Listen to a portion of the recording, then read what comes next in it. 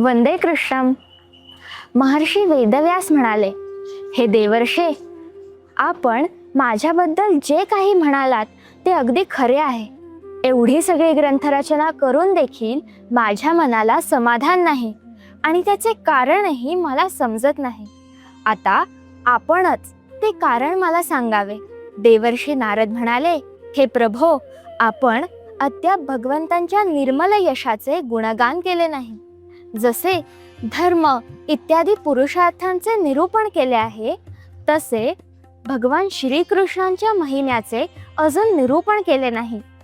आपली दृष्टी अचूक असून कीर्ती पवित्र आहे. आपण सत्यव्रती आणि दृढव्रती आहात. आपण आपल्या समाधीच्या योगाने संपूर्ण जीवमात्रांना बंधमुक्त करण्यासाठी अचिंत्य शक्ती अशा भगवान श्रीकृष्णांच्या लीलांचे स्मरण करा. देवर्षी असे म्हटल्यानंतर ब्रह्मनदी सरस्वतीच्या पश्चिम तटावरच्या आपल्या आश्रमात बसून मन एकाग्र करून व्यास महर्षींनी श्रीमद भागवत महापुराणाची रचना केली.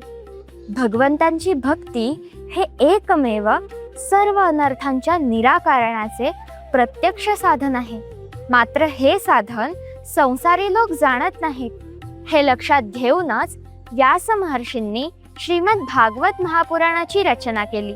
गुरुणाम गुरु असलेल्या व्यास महर्षींनी रचलेले हे श्रीमद भागवत महापुराण आपल्याला शोकातून, भयातून आणि मोहातून मुक्त करेल यात शंकाच नाही. वंदे कृष्णम.